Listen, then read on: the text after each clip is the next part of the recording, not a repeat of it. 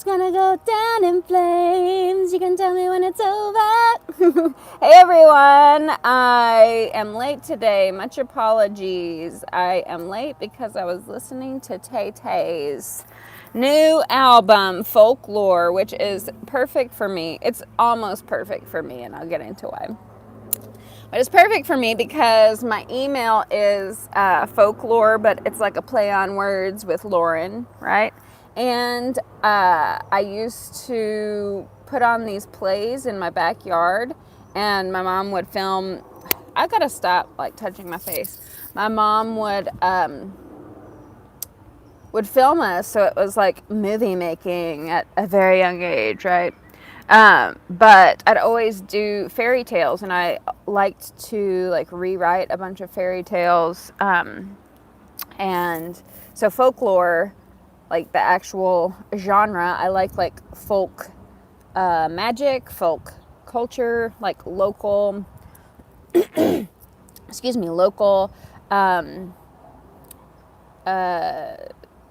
kitschy sometimes. Anyway, so yeah, she named it for me. And I thought, like, I might change this, but I thought to play on folklore for my production company, I would, like, it's Filmlore right now, but I feel like that is too confusing for people. I think there's already an LLC. So whatever. How do I feel about the album? It reminded me of a lot of Ryan Adams's stuff, which he did do. Excuse me, sorry guys. He did do a whole album where he covered her songs. And at the time, some buddies of mine, we did music together and we did like comedy stuff together, podcasts, but they said that he was only doing it to like get inside Taylor Swift's pants, and I was like, no, he wouldn't do that. Why are you guys so cynical? But now that the revelations have come out about Mandy Moore, like my heart goes out to her because reading some of that stuff, like, she deserves better. She was always like really talented, underrated, sweet, like cute as a button. She deserves more. You deserve more, Mandy Moore. But Too Long Don't Read. You can like Google it yourself. Their marriage and their divorce and all the drama behind it. And I don't know if it's something I cancel him over though. So that's my predicament, right? It's like in this age of like like wrongdoings coming out, like not everything has to be like punitive, right? Like not everything has to be like, I'm never speaking to you again, fuck you to the end of the earth, because I've done some dumb shit. And so like I would hope that like people would be forgiving with me, and like humor and what's acceptable has changed a lot. I don't think that's a bad thing. I think that's a good thing. But like at the same time, you can't like hate a dinosaur for becoming a bird. Or what am I saying? Hate a bird because it was once a dinosaur, right? Hi there. So what am I talking about? Dinosaurs and birds? How did I get onto that? But yeah, I don't know if I want to cancel Ryan Adams or not, because he was such a big part of my high school. Like, I listened to him so much. And the Heartbreaker album and the Gold album, like, they were kind of, Gold was a little more upbeat, right? But Heartbreaker especially was just like, I'm a depressed teenager. I feel so much pain and angst. So it was perfect for me, and it like shaped so much of my identity, and like it reminds me of my friend Stephanie. So it's like to cancel Ryan Adams, even though I feel for Mandy Moore, is like really tough. I don't know if like I'll go to his concerts or anything, but I saw a tweet the other day where he was talking about, not he, what am I saying? Someone from the Dandy Warhols was talking about Ryan Adams and how he felt sorry for Mandy more because he was the guy in that song, Harder Now That It's Over, because he got the drink through in his face. And I threw that drink in that guy's face. It was just to piss you off. Honey, it's over now. So yeah, I've been like listening to that song and walking down memory lane, right? But one time, me and Stephanie, my dad took us to a Ryan Adams concert in Dallas. I think it was at a theater, like Brady Theater, maybe.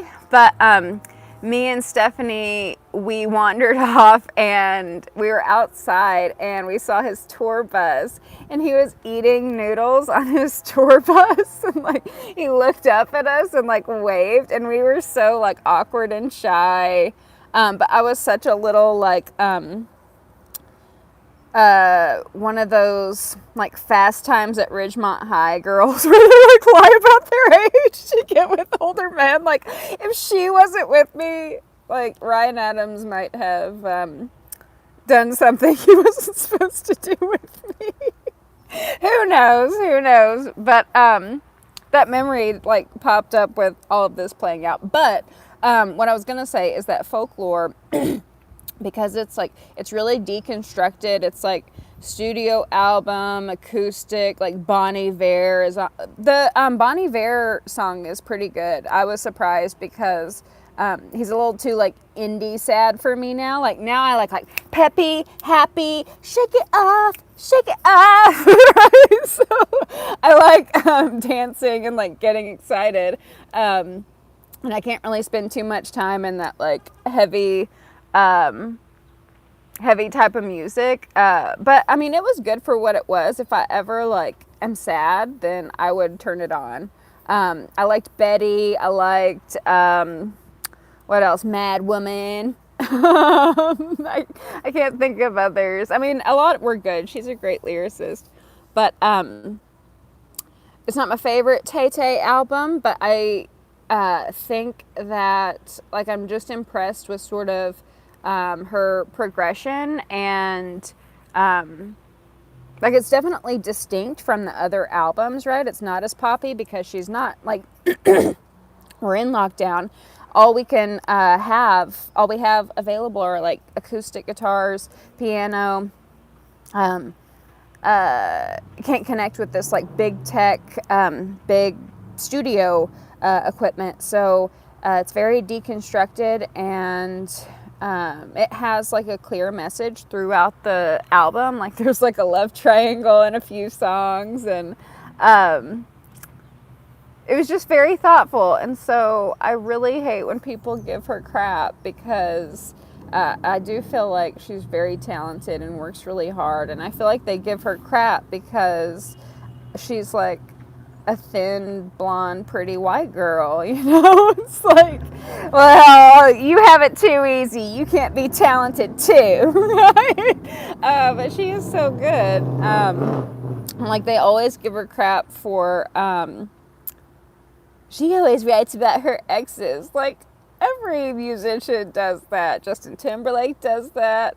Adele, Ed Sheeran, every musician writes about their exes. It's all like love songs, like heartbreak and stuff. So why are you hating on Tay-Tay? Because she's just like any other musician.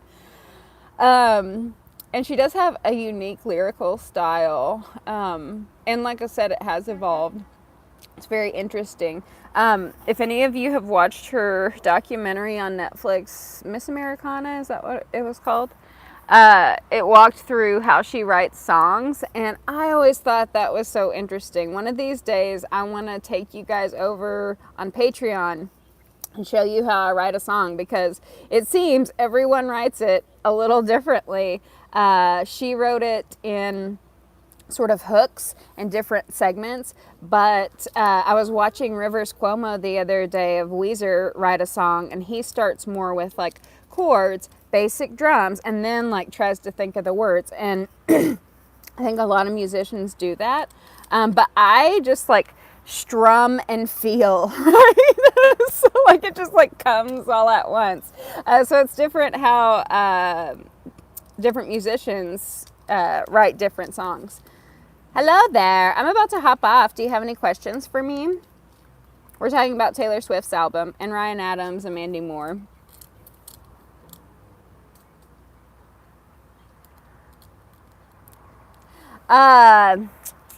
What else? I think I said all I can for the day. But yeah, listen to Taylor Swift's album. And I'll see you guys on Monday. I do this Monday through Friday. And I've been consistent all week, right? But thanks so much, guys. I'll see you next time. Bye.